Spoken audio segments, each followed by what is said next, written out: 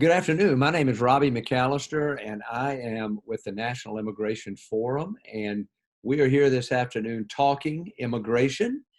And we have a great privilege today to have with us my dear, dear friend, Belinda Ellison. Belinda is from South Carolina. She's an attorney. She is also a member of our state catalyst team in South Carolina for immigration reform. And Belinda, welcome. Good afternoon. Good to see you, Robbie. Yeah, Belinda, why don't you tell us a little bit about yourself and your life and your career and what's gotten you up to this point?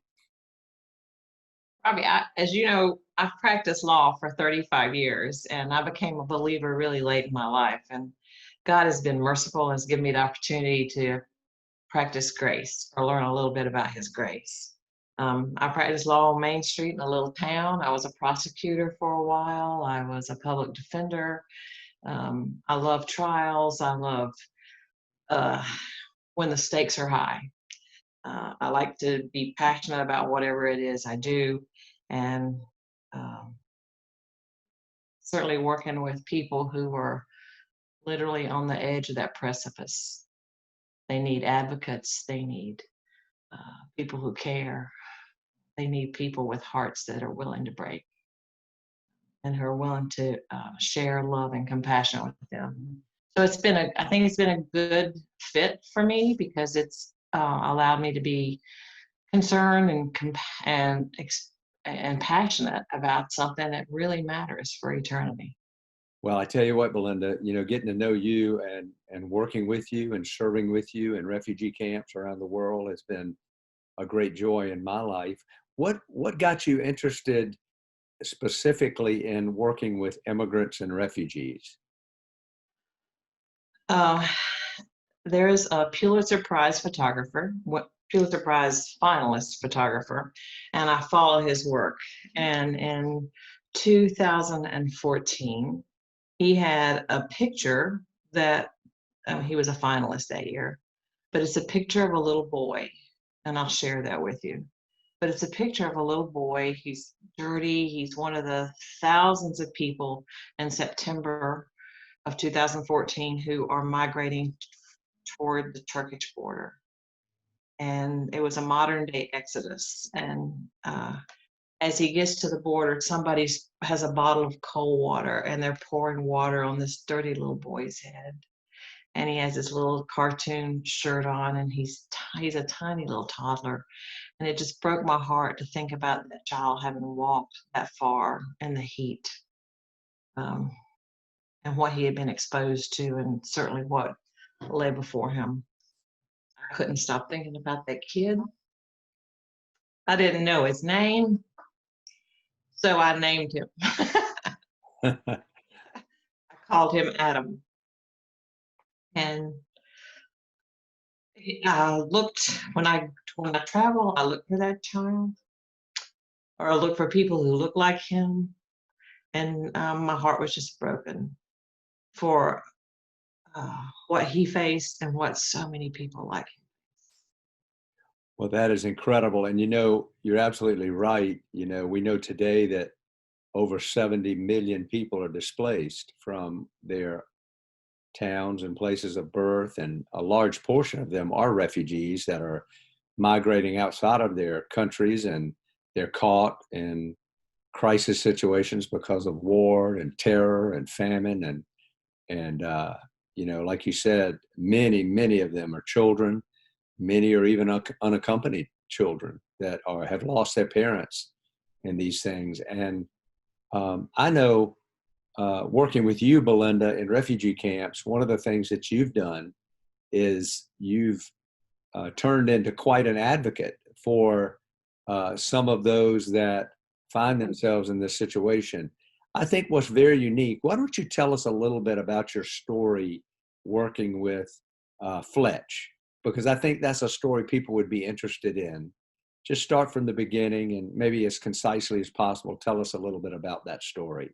Well, Fletch is not his real name, but that's what we call him. He is a hero. He is a leader in whatever country or place he's in. And he volunteered to work for the American forces in a war zone, and he was a translator. And as a result of that work, his house was painted with the word traitor. They tried to kidnap him, and they shot up his house. So Fletch and his family fled, and about the same time we arrived um, in Greece, he arrived in Greece. And I think, Robbie, you introduced me to him. Yes, I think so. Um, Here he was, somebody who had helped America so much, and we just abandoned him as a nation. He had nowhere to go. The program that allows translators uh, into the country was being shut down, and there's another program where they possibly can get in, but current policies, it's just not happening. So the good news is that he's no longer in a place where he was threatened. His wife was attacked even within the what he thought was the place he fled for safety in Greece. She was attacked. They tried to sexually assault her. They cut off her hair, and they were moved to a more family-oriented place, a more suitable place, and now they're in a new country. Well, and what you're not telling, which I'm going to tell, is that you took it as a project while you were there to reach out to the government leaders in the community. And I think directly because of your intervention, I think his family was able to be taken out of the camp and put in a safer environment. And, it's hard for me not to get emotional, when I think about just how you, you know, were so doggedly interested in helping this family. And the sad thing, as we all know, is he represents so many others that are in the same situation that maybe don't have the advocacy that he himself has. Let's go back to what's happening in our country a little bit. You are also involved here in South Carolina and even in other ways. I know you went to Leading the Way, the Forum's national conference last year, and you have been a great advocate working with some of our delegations. Maybe you could talk a little bit about your experience and your courage in initiating with, our congressional offices and, connecting me and others. You've done such a good job with that. Share a little bit about that, Belinda, and how maybe your previous life even entered into that. Yes, even though it's small potatoes in South Carolina, it's still potatoes. And I was involved in our politics here at a local level pretty heavily before I got interested in the issues that immigrants face, and uh, knew my way around people who exercise power and influence. And we were able to meet some of those folks and um, identify some of their needs even. Um, it's been really sweet to get to be a part of that with you, Robbie. Well, and I really appreciate you introducing me to the whole process of advocacy. And what amazes me about your story is that, because you're a woman of faith, and I really have seen this when we go into those offices, it's not with an aggressive, tone. We go in with a heart to care about them as individuals and to tell them that, even though we have particular agendas that we would really like for them to consider, we also want to pray for them, as the Bible says, to pray for our leaders. And we've been well received in just every office we've ever gone to. It seems like we've actually become friends, with some of these people outside of their work. And I think that's not an accident. And I really appreciate you kind of charting the course for me there. Let me ask you this, Belinda, as far as I know you are currently, really taking care of a lot of your family members because of COVID. I mean, who would have ever expected what happened this past year to happen in our country? And It's been very chaotic. That's not even a good enough word to describe it, but it's been very chaotic for all of us. Tell us a little bit about, some of the things that maybe you've seen up in the upstate as it relates to COVID, some of your experiences, maybe especially relating even to immigrants and refugees and concerns that you've had in that area. COVID is no respecter of whether you have a green card or a driver's license or a passport. COVID has, in some ways, at least here in the upstate, it has put us in this tiny little box and we can't see out. And we tend to think I'm the only one who is lonely and isolated and experiencing this little micro trauma. But then after a while, after it's been with us a while, it is like it expands and we go, oh yeah, my neighbor is going through the same thing. My neighbor, regardless of how they got here or how they're stuck here, they're going through the same thing and the same sorrows. I'm involved with a program at a graduate school here where almost all of the students are from India. It's Clemson's research and automotive engineering school. And their parents were afraid for them to be in America when they heard the stories about COVID. Our ability to have contact with them came to almost a halt because they're here in the country on a student visa and they don't have, when the college's health department shut down, they didn't have access to medical care. So they were frightened that they could get really sick and not complete their studies and still have this huge student debt. Now they're here in the country until the graduation next month, and job interviews aren't happening, and they have this big debt. So it's been a time to share hope with them and to bond with them through the uncertainty.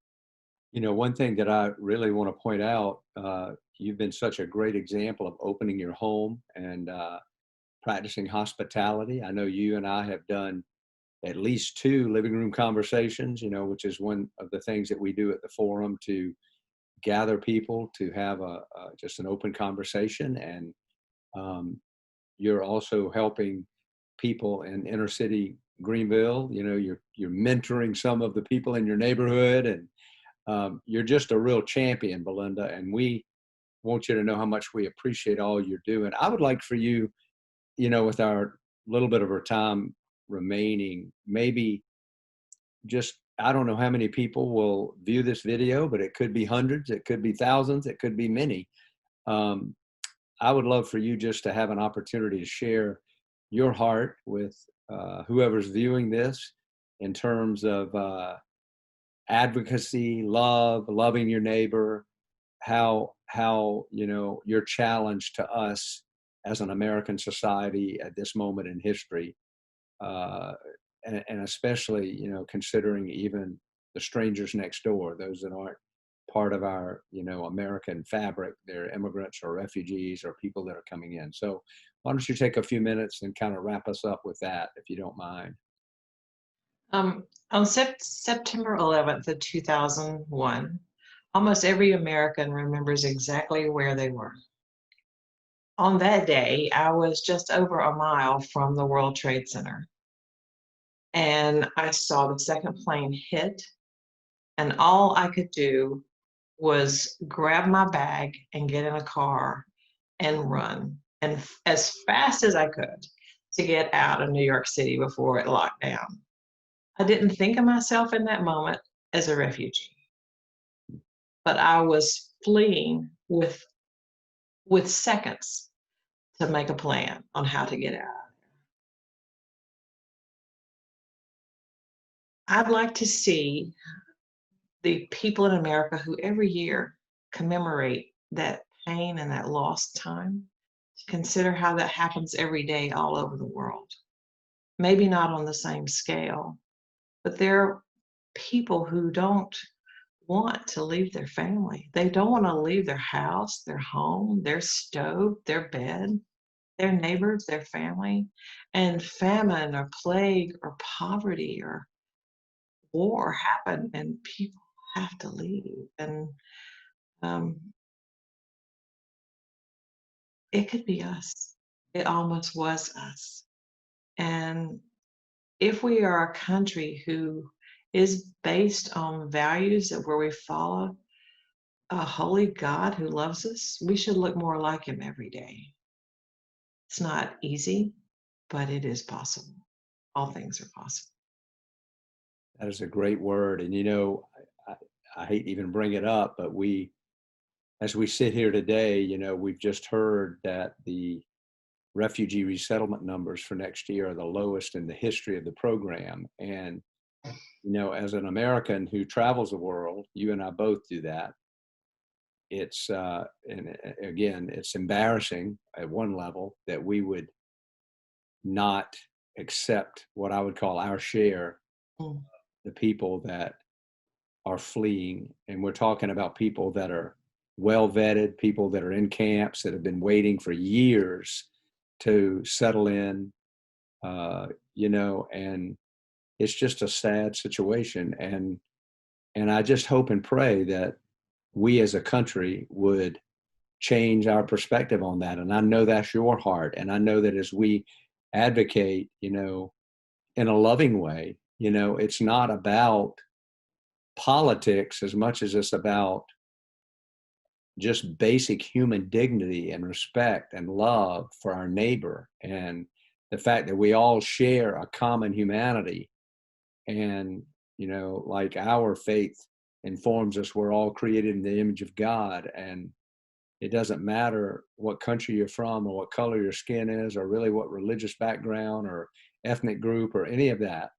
We have this commonality, and there's a standard level of love and care that we really want to offer um, people around the world. And I just hope and pray that we'll see better days ahead. And Belinda, I just want to thank you for today, and thank you for your partnership with us at the National Immigration Forum, the Evangelical Immigration Table, and all the work that you've done just in the few years that I've gotten to know you. And I really look forward to our continued working together, and hopefully we'll be able to love Mhm. many, many, many of those little atoms, one person at a time, and see people's lives change for the better.